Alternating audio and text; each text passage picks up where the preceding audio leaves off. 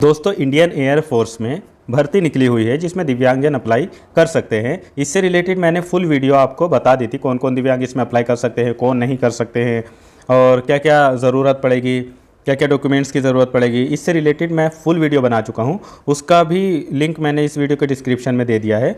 उसमें लगभग सारे दिव्यांगों के बारे में मैंने बताया किस तरीके से क्या करना है। आज मैं इस वीडियो में आपको बताऊँगा कि जो उसकी अलग अलग यूनिट में पोस्ट निकली हुई है, क्योंकि उसके लिए ऑफलाइन आपको फॉर्म भरना है।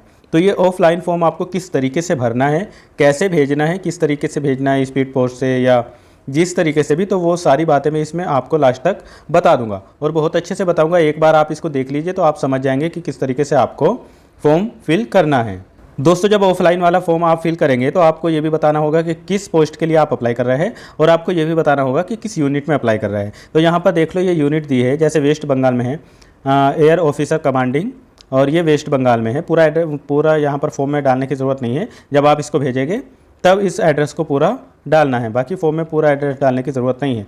और ये असम यूनिट में भी है, इसके अलावा न्यू दिल्ली में भी है, लोअर डिवीज़न क्लर्क की LDC वाली। तो आप अलग अलग यूनिट के लिए भी आप अप्लाई कर सकते हैं। अब दोस्तों सबसे पहले मैं आपको बता दूं, जैसे शुरू में लिखा है कि application for the post of.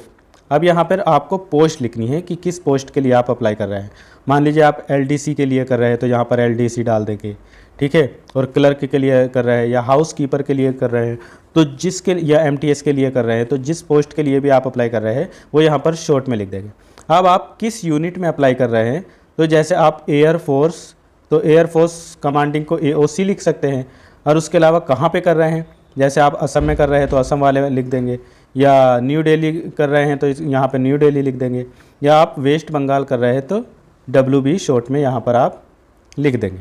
इतना काम आपको यहाँ पर ये करना होगा, ठीक है। फिर इसके बाद में तो आसानी है, जैसे अप्लाइड फॉर, अब किस पोस्ट के लिए अप्लाइड कर रहे हैं यहाँ पर आपको फुल लिखना होगा। तो यहाँ पर आप जैसे LDC के लिए कर रहे हैं तो यहाँ पर आप पूरा लिख देंगे, लोअर डिवीज़न पूरा लिख देंगे क्लर्क, ठीक है, यहाँ पर पूरा लिख देंगे। फिर इसके बाद में आपको अपना यहाँ पर नेम बताना होगा, नेम ऑफ कैंडिडेट। तो आप यहाँ पर जो भी आपका नाम है, मान लीजिए आपका नाम संदीप है तो SAN और DEEP, मतलब इसमें कैपिटल लेटर्स में ही यूज़ करना सभी में। इसमें तो दिया ही हुआ है कि इन ब्लॉक लेटर्स, तो आप सब यहाँ पर कैपिटल लेटर्स में ही लिखना। फिर इसके बाद में आपसे पूछा जाएगा कि आपके फादर्स का नेम, तो अपने फादर्स का नेम यहाँ पर लिख देंगे।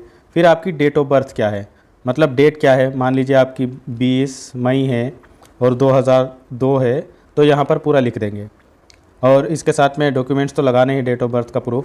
फिर आपको age as the last date, तो इसकी लास्ट डेट जो है वो है 15 जून। तो 15 जून का आप गूगल पे जाएंगे और वहाँ पर लिखेंगे एज कैलकुलेटर और उसमें अपनी डेट ऑफ बर्थ डालेंगे और 15 जून 2025 डालेंगे और वहाँ पर लिख कर आ जाएगा कि आप कितने ईयर्स के हो गए हैं, कितने मंथ के हैं और कितने दिनों के हैं, वो यहाँ पर आप फिल कर देना, ठीक। उसके बाद में आपको यहाँ पर नीचे बताना होगा, यहाँ पर अब आपको पूरा एड्रेस देना होगा अपना, जैसे हाउस नंबर या स्ट्रीट या विलेज, सीधा सीधा अपने गांव का नाम यहाँ पर लिख देंगे। यहाँ पर पोस्ट ऑफिस का नाम लिख देंगे, यहाँ डिस्ट्रिक्ट लिख देंगे, उसके बाद में अपने स्टेट का नाम यहाँ पे लिख देंगे और यहाँ पर पिन कोड डाल देंगे। और आपका करेस्पॉन्डेंट एड्रेस और परमानेंट एड्रेस अगर सेम है। करेस्पॉन्डेंट एड्रेस वो होता है, जैसे मान लीजिए अभी कहीं आप रह रहे हैं और वहीं पर आप सारे जितने भी मेल वगैरह जो आना है उसमें वहाँ पर चाहते हैं कि पोस्ट ऑफिस से वहाँ पर मिल जाए, परमानेंट पर नहीं चाहते, तो एक अलग बात है। और अगर आपका ये करेस्पॉन्डेंट और परमानेंट दोनों सेम है तो जो आपने एड्रेस ऊपर लिखा है वही सेम यहाँ भी आप उतार देंगे, ठीक है। अब यहाँ पे आपको नीचे आएंगे 8वें नंबर पे। 8वें नंबर पे आपको अपनी कैटेगरी बतानी है, कास्ट बतानी है। आप जनरल है, OBC है, SC है, ST है। अगर कोई EWS वाले हैं तो वो यहाँ पर जनरल ही लिखेंगे, क्योंकि वो आगे बताएंगे कि किस पोस्ट पे आप, किस रिजर्वेशन से आप अप्लाई करेंगे। और ये आपको कास्ट सर्टिफिकेट भी लगाना होगा सेंट्रल लेवल का, वो आगे मैं बताऊंगा। फिर 9वें नंबर पर आपको यहाँ पर अपनी क्वालिफ़िकेशन बतानी होगी। अगर आपने 10th किया है, 12th किया है या आपका पोस्ट ग्रेजुएट भी हो गया है तो वो यहाँ पर लास्ट अपनी एजुकेशन लिख देना। फिर अगर आपके 10वें नंबर पर कोई एक्सपीरियंस है तो यहाँ पर लिख देना, वरना इसको छोड़ देना, कोई दिक्कत नहीं होगी। फिर कैटेगरी फॉर विच अप्लाइड, किस कैटेगरी से आप अप्लाई करना चाहते हैं। क्या आप जनरल से अप्लाई करना चाहते हैं, OBC से अप्लाई करना चाहते हैं, SC ST से अप्लाई करना चाहते हैं, या EWS से, या एक्स सर्विस मैन, और इसमें फिजिकली हैंडीकैप, जिससे भी आप अप्लाई करना चाहते हैं उसके सामने आप यहाँ पर लिख देंगे। मान लीजिए आप PWD से करेंगे तो यहाँ पर PWD लिख देंगे, और अगर आप जनरल वाले हैं, जनरल से करना चाहते हैं OBC से, और अगर कोई दिव्यांग भाई बहन ऐसा है जो जनरल से करना चाहता है तो यहाँ पर आप जनरल लिख देंगे। तो इसमें आपको जो जनरल की बराबर फाइट करना पड़ेगा, बस ये बात है, ठीक है। तो वो यहाँ पर जनरल लिख देंगे, वरना सीधा सीधा अगर PWD अपनी कैटेगरी से करना चाहते हैं, उनकी पोस्ट है, तो यहाँ पर सीधा सीधा PWD लिख देंगे। फिर उसके बाद में टेक्निकल ट्रेनिंग एक्सपीरियंस वगैरह आपके पास में है तो लिखेंगे। इसके बाद आपको अपना डोमिसाइल बताना होगा कि आप कहाँ के रहने वाले हैं, तो इसमें अपना स्टेट डाल देंगे, जिस भी स्टेट से आप हैं डोमिसाइल, और उसमें आपको अपना निवास प्रमाण पत्र भी लगाना होगा। इसके बाद आपको 14वें नंबर पे whether registered with any employ exchange में अगर है तो इसको यस करेंगे, वो वरना इसको नो कर देंगे। फिर आपको यहाँ पर डेट डालनी होगी, जिस भी डेट को आप पोस्ट कर रहे होगे, और यहाँ पर आपको अपना सिग्नेचर कर देना होगा। ये वाला पोर्शन आप यहाँ पर छोड़ देंगे क्योंकि ये ऑफिशियली यूज़ के लिए है, ये आपके लिए नहीं है। फिर इसके बाद में आप नीचे आएंगे और इस वाला एक्नॉलेजमेंट कार्ड, अब यहाँ पर फिर आपको पोस्ट लिखनी होगी, किस पोस्ट के लिए आपने ऊपर अप्लाई किया है। फिर यहाँ पर अपना नेम लिखेंगे, अपने पापा का नाम लिखेंगे, कैपिटल लेटर्स में लिखना, और अपना फ़ोटो आपको यहाँ भी लगाना होगा, और फ़ोटो पे इस तरीके से अपने साइन कर देना और उसके नीचे डेट लिख देना, क्रॉस वेरीफाई कर देना इसको, ठीक है। और इसमें भी आपको अपना house number, post office, district, state, pin code, ये सब फिल करना होगा।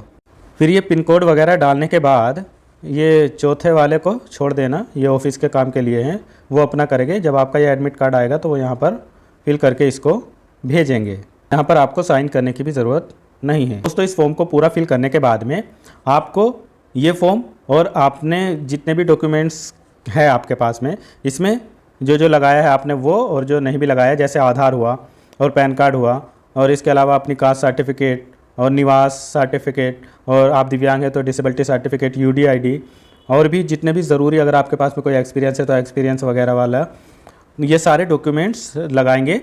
आप एक छोटा लिफाफा लेंगे, उस पर 10 रुपये का स्टैंप लगाएंगे, और जितने भी जीरोक्स है सब पर नीचे, मान लीजिए जैसे यहाँ पर खाली जगह है नीचे, सारे जीरोक्स के नीचे इस तरीके से अपना साइन कर देंगे, और यहाँ पर अब डेट भी डाल देंगे। डेट डालने के बाद में ये सेल्फ अटेस्टेड हो जाएगा सभी डॉक्यूमेंट्स पे, जितने भी जीरोक्स है। ओरिजिनल कुछ नहीं भेजना, सारे जीरोक्स भेजने हैं, और सबको एक जगह करके इस वाले फॉर्म के नीचे स्टेपलर कर देंगे, और स्टेपलर करने के बाद में जो छोटा लिफाफा है उस पर स्टैंप लगाएंगे 10 रुपये का वो, और दो फोटो तो आपने यहाँ पर लगा दिए, 2 फोटो और उसके साथ में रख के और सारे डॉक्यूमेंट्स उस लिफाफे में रख देंगे। फिर आप एक दूसरा लिफाफा लेंगे, उस लिफाफे के अंदर सबको कर देंगे, वो छोटा वाला लिफाफा भी, सारे डॉक्यूमेंट्स भी, ये फॉर्म भी और फोटो भी, सब उसके अंदर करने के बाद में फिर बड़े लिफाफे के अंदर इनको सबको रख देंगे। और रखने के बाद में उस पर जिस यूनिट में भी आपने फॉर्म फिल किया है, मैंने आपको शुरुआत में यूनिट बताई थी, जिस यूनिट में भी आपने फॉर्म फिल किया है उसी यूनिट का एड्रेस डाल देना, अपना पूरा एड्रेस डाल देना, वो तो आपको पता ही है, फ्रॉम और टू करके जो डालते हैं, वो सब कुछ डालने के बाद में आप या तो स्पीड पोस्ट कर देना या रजिस्टर्ड पोस्ट कर देना, जैसा भी आप चाहे। अगर आपके पास में अच्छा खासा टाइम है, अभी आप फॉर्म फिल करके भेजना चाहते हैं तो आप रजिस्टर्ड कर देना, ठीक है। बाकी कोई भी दिक्कत नहीं होगी। ये वाला फॉर्म जो है ये मैं आपको अभी वीडियो अपलोड होने के बाद में दे रहा हूँ, टेलीग्राम चैनल पर अपने शेयर कर दे रहा हूँ, वहाँ से इसको डाउनलोड कर लेना, ठीक है। कोई भी दिक्कत आए तो मुझे बताना। फिर मिलेंगे किसी और वीडियो में। Thank you so much.